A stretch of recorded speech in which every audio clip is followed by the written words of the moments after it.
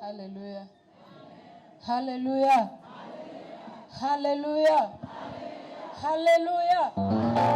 Hallelujah. Imana ishimwe.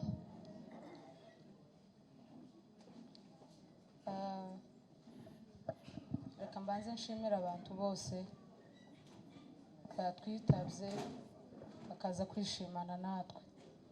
Imana yo mu ijuru ibahe umugisha. Mwatunejeje, mwaduteye iteka. Yesu wo mu ijuru abagirire neza. Amashimwe yacu ni maremare cyane. Tuzokomeza dushime, ariko ndavuga mu ncamake cyangwa se mu matitre. Ayo ngayo mvuga niyo tuzokomezaho gushima, kubera nogera ngo mvuge bwoca bukira. Reka nsome ijambo ry'Imana, Zaburi ya 33.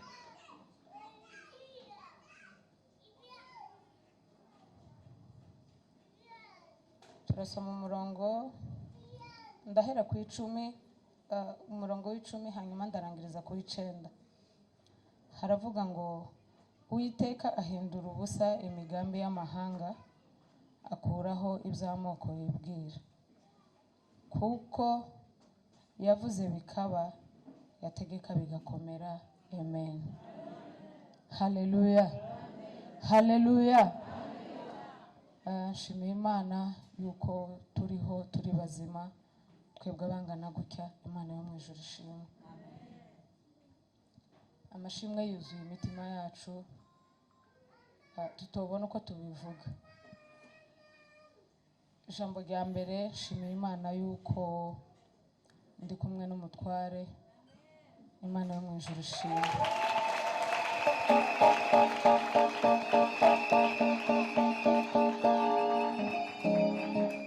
Kuko nabibabwiye, amashimwe yacu mbese ni nka mpuru yaha, kandi mpuru yaha y'amezi 9 umuntu ndiyoyivuga mu minota mikeya ngo ayirangize.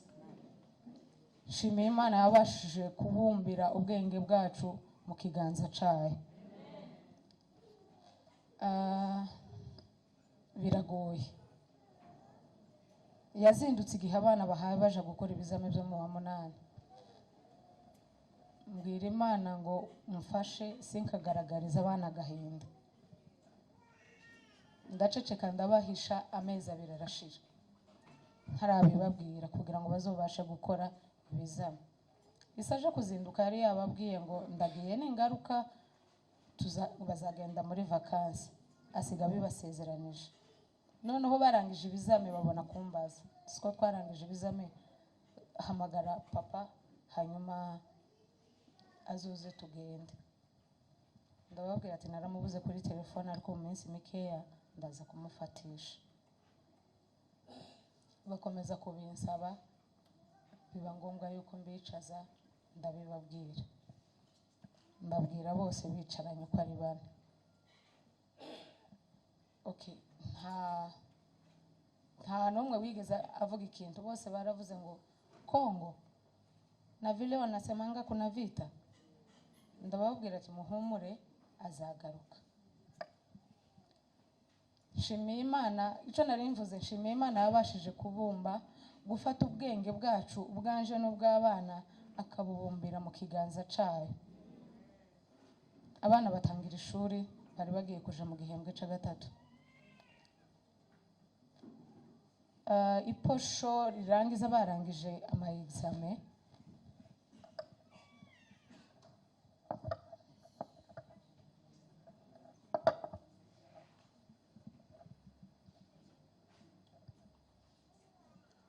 Umwarimu w'aka gakobwa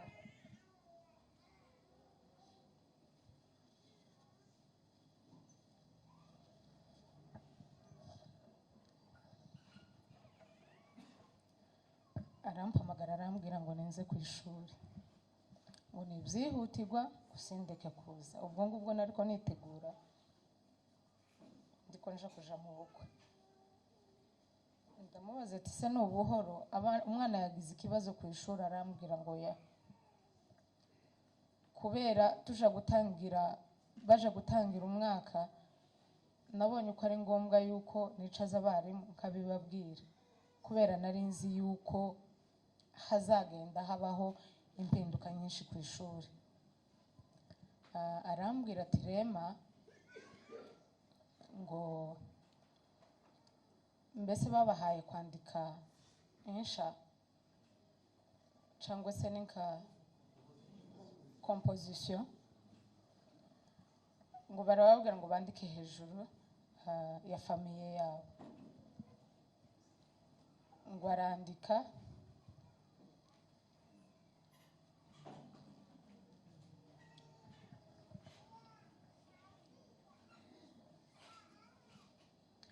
yandika ukuntu famiye yabo ari nziza, ukuntu isa mukunda, yageze agenda agaruka akamuzanira ikintu,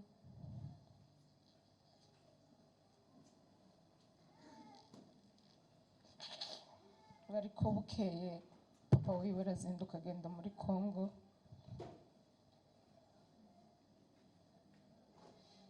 Bashitseyo baramufunga, arandika aravuga ngo Mana, sinshaka yuko papa azogwayo,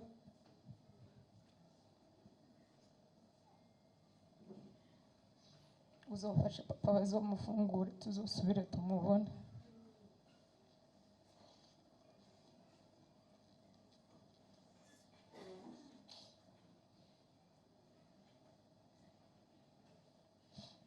Nukuri nagize agahinda, ndarira. Nibwo bwa mbere narize kugeza aho abo mu rugo bambonye. Nyampondo yinjiye muri chambre asanga ko ndarira, yamvugishije, yambwiye gusa ibyo ashaka, hanyuma arasohoka aragenda. Mbwira Imana, ndayibwira ati se wa mwana we, nahangaho ungejeje, kugeza aho umwana mutoya yokwandika ibyo bintu, wambabariye ugafungura ise w'abana.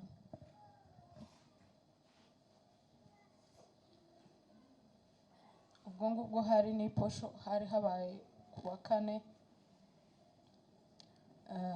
ndasenga, sinasenze, naravuze. Mbwira Imana, ndayibwira ngo amezi 9 arageze, kandi buri wa kane wose muri ayo mezi 9 wose nagaza mfunga ndiko nsengera umugabo. Rero twagendanye nawe ano mezi 9,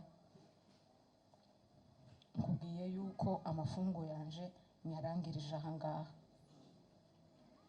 Rero nugira icyo ukora uzagikora kuko uri Imana, kandi nutagikora n'ubundi uzokomeza uba Imana. Hasibye iyo posho ngo habe kuwa kane baramufungura, niwo wa kane wa mbere nari narangije amafungo.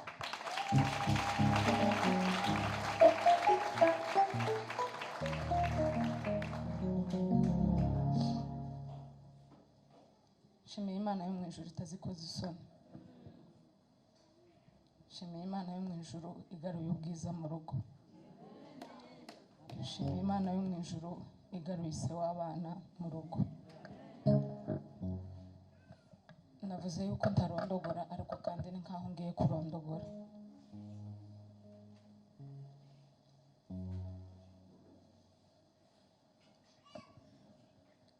Shimiye Imana yuko yumvishije gusenga kwacu.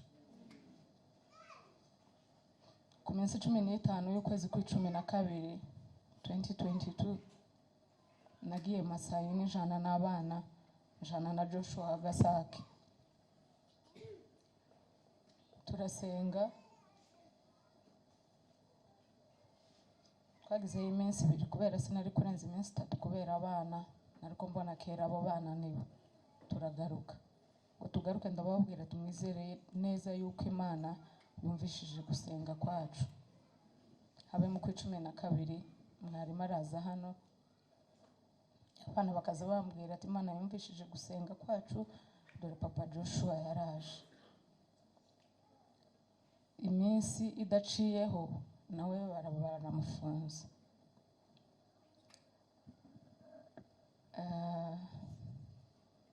Sinzi uko nabivuga, sinzi uko nabyumvishije, umutima wanje wababaye kabiri.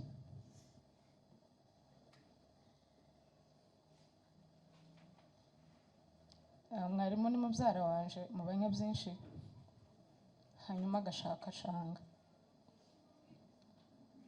Mwumve namwe ayo masano tuba dufitanye. Mbwira Imana ati se kubera iki ibingibi ubyemera? Ariko Imana ni Imana, izikora nkayo, izikora mu bumana bwayo. Nshimiye uno munsi wa none yuko mwarimu ahari yabohowe. Haleluya, haleluya. Ntabatindiye, reka ndirimbeho gatoya gusa. Sindirimba indirimbo yose, ariko kandi ko ndumva ntoreka kuririmba.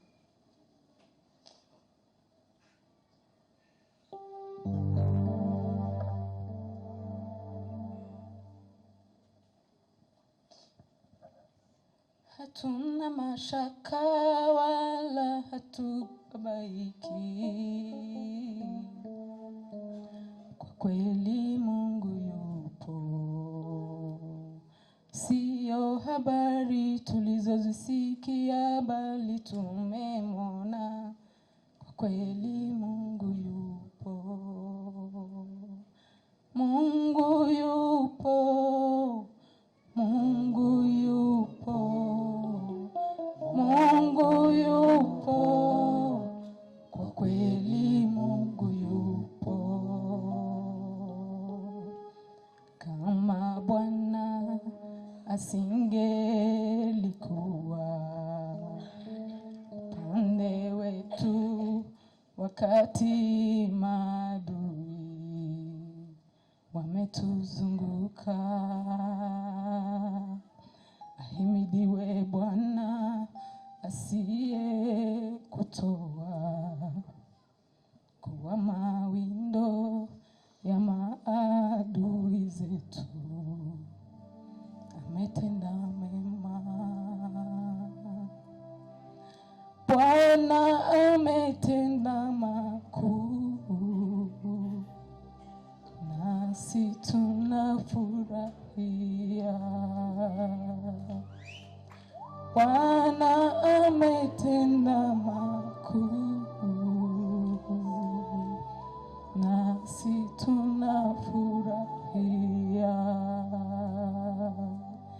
Bwana ametenda makuu, nasi tunafurahia. Amen. Haleluya.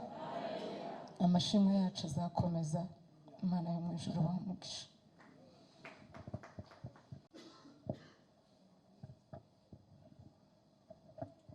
Amen. Nashukuru papa ametolea na kuona mama mzuri. Amen.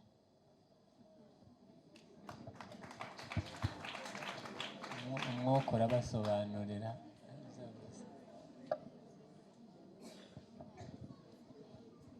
Haleluya. Nashukuru Mungu alikuwa ametulinda na alinda babangu pale alikuwa. Amen.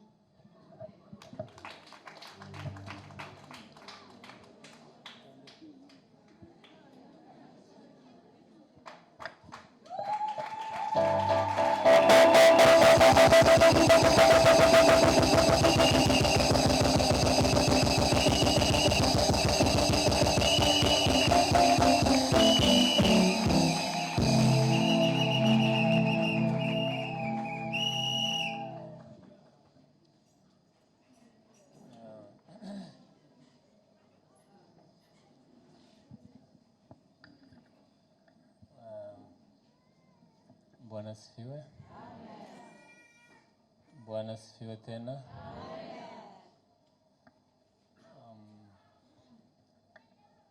ejo nari nzi ko ndi bugere hano, ariko nshakisha inzira ndi bukoreshe kugira ngo mvuge. Kugeza n'ubu sindayitora, none ngo umwuka ni wo wonyine ubimfashamo hano. Menye uburyo mvuga.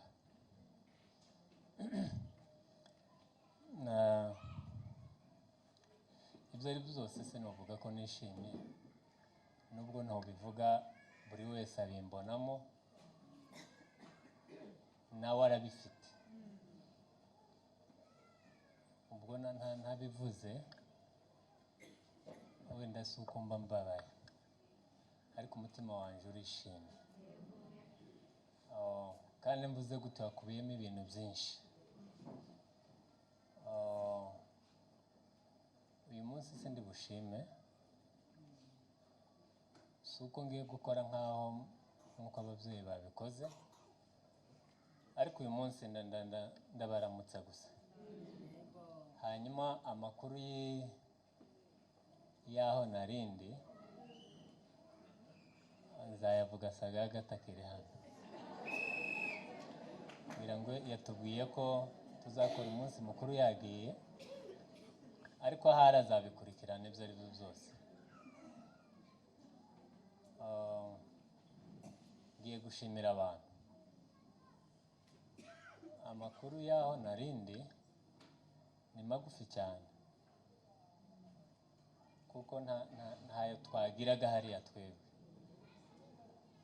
Rimwe gusa nuko twabonye ukuboko kw'Imana, kandi nako kuraruta amagambo menshi abari hanze aho ngaho. Ndashima Imana yanje kuva ku itariki 2 z'ukwezi kwa 11 mu 2022 saa 7 z'amanywa, nibwo nagize ikibazo. Ariko kandi reka ndeke kucyita ikibazo, nibwo naciye mu nzira ingejeje hano no munsi, kuko ibibazo birarutana. Hari abahaciye batakiriho, hari abo twari turi kumwe batakiriho, niboneye twari turi kumwe bahumeka nk'uko nanje nari meze, ariko nyine bakadusiga. Hari n'abandi bari hanze namwe babasize, sibyo? Si ukuvuga ngo hariya niho bitaba gusa, n'ahandi naho nuko. Ntarashimira abantu, munyemerere ntange pole. Kuva icyo gihe twari tumaze hariya, hari benshi naje kumenya bagiye bagira ibyago. Mwihangane kandi mukomere. Ntavuze ngo runaka na runaka. Iyo tubuze umuntu tuba tumubuze twese. Icya kabiri, ndashimira ku byiza byose byabagezeho. Ubwo byose nabikubiye hamwe, ibyiza byose muzi byabagezeho. Ndi hariya ntazi amakuru amwe nagiye nyamenya kuva ku itariki 10 z'uku kwezi, n'andi makuru sindayamenya menshi. Gigi wenda nyine na basagaga nuko nawe karavuga yiwe y'isafari karatangira yiwe, ariko tuzagenda tumenya ibyagiye biba turi hariya. Bimwe tubishimamo Imana, ibindi tubibahamo mpore. Iryo riratambutse. Ndashima Imana ko mpagaze hano no munsi.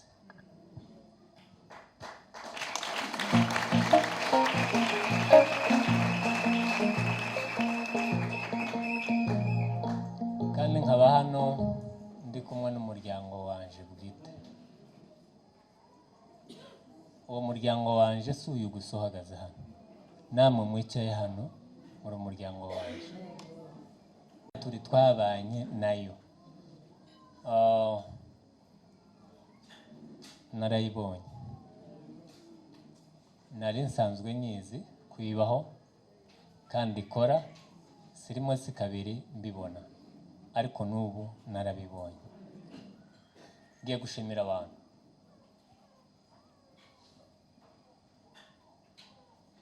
Reka nshimire madame. Mu Kinyamurenge biza bigora cyane, biza mubona ko biza bishaka ngo kutugora, ariko kandi ni umuco. Munyemerere mushimire, yahagaze aho ntarindi. Mu bibazo nagiraga hariya, nagiraga ikibazo cy'ababayishi nibo bari hano, nanako nza mbita. Twari twasezeranye nabo nibatsinda ko hari aho tuzaja nabo, twabyemezanyije n'umutima wanje urabyemera. Ngo habe ku itariki 13 z'ukwezi kwa 12 ndafungurwa, mazemo ukwezi n'ibyumweru hafi 2. Ikintu cya mbere natekereje bambwiye ngo ubaye libere urataje, natekereje ukuntu ngiye guhigura umuhigo nahize kuri aba bagabo n'iyi nkumi. Nicyo kintu cya mbere nahise mbwira abo twari turi kumwe, ni Imana ingiriye neza, sohotse mu kwezi kwa 12 ngiye guhigura icyo nemereye abana.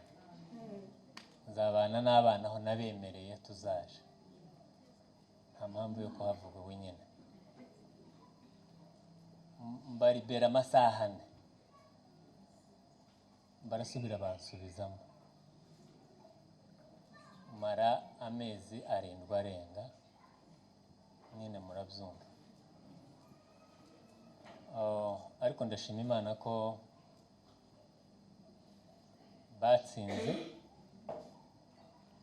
baja ku ishuri baranatsinda.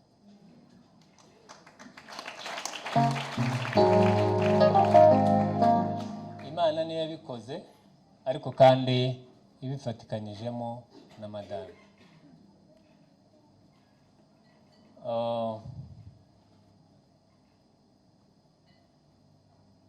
Wumve ko ngushimiye cyane, nzabivuga nyine, inkaga ntazikibaho, wenda tumubwire inka niba zinahari abari n'iziwe.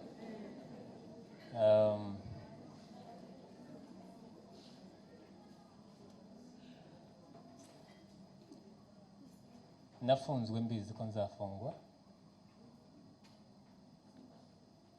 burya Imana izivuga kandi ikavugira nyine mu bakozi bayo. Umukozi wayo umwe arampamagara ndiriya hakurya, arambwira ati nabonye wafunzwe, ariko ndabireba je sinabibonye, niwe wabimbwiye. Mbonye wafunzwe,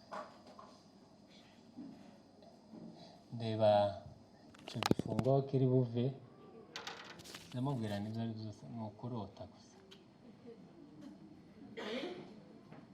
Noneho ngo mfungwe, nibuka ko ntamubajije se bizafata igihe kingana gute, kandi nta buryo ngifite bwo kumubona mubaza ati se wowe wabibwiwe ko nzaca muri uyu mwanya. Wenda yari yabonye n'igihe nzamara, mvuga ni amezi 2 cyangwa umwaka ntakibonye uburyo bwo kumubaza kuri telefone uwo mukozi w'Imana. Ariko nyine nibaga azabimbwira,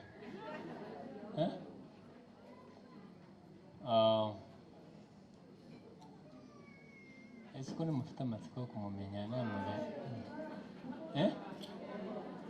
muza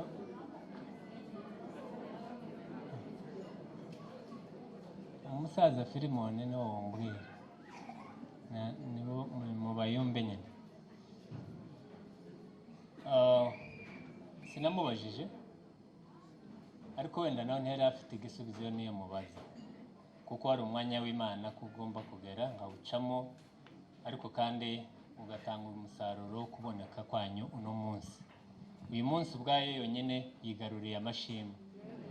Iyo batamfunga ngo mare iriya minsi ntabwo twari kuba turi hano, ariko yo ubu yanezerewe yishimye ko duha tuyishimye. Niyo mpamvu yankishije hariya. Icyo ndagitambutse. Umuryango wanjye ndawushimira cyane. Ndashimira Petit Frere uhagaze hano n'abandi bicaye. Umuryango wanjye wa Mfizi wose ndawushimira. Ndashimira akarere ka Umoja, ndashimira Siberi ka yose mu rwego rwa Nairobi, ndashimira itorero, ndashimira umuntu uwo ari we wese wagize uruhare kumenya ko ndahari, wasenze, wageze mu rugo, wagize igikorwa wakoze. Imana ikumere umugisha mwinshi. Mwahagararanye n'umuryango wanje, ndahari. Muri iki cyumweru naramuhamagaye dukomeza kuvugana, ambwira abantu bose bageze mu rugo. Iyo kaye ningera mu rugo n'ibumburwa iya mbere. N'ibikorwa wowe wahageze ugira igikorwa wakoze, yanditse izina rye, yarahampa raporo ejo bundi. Simpaye nandika iyo kaye uyibike neza. Ntabwo ari ukuja kureba wenda batarakoze, oya, kandi wenda sinanayirebamo, ariko kandi mwumve ko wowe wakoze, wenda yoba yaranditse abageze hari, ariko mwese mwarasenze kandi ntiyabanditse, kandi mwarakoze. Twafunzwe n'abantu abari bo baduti. Munyemerere nshimire umuntu umwe, kandi nibiba ngombwa ndanatuma, kandi nguje gutuma zatuma mutuma udatenguha tuma mwabitoye. Ndashimira byimazeyo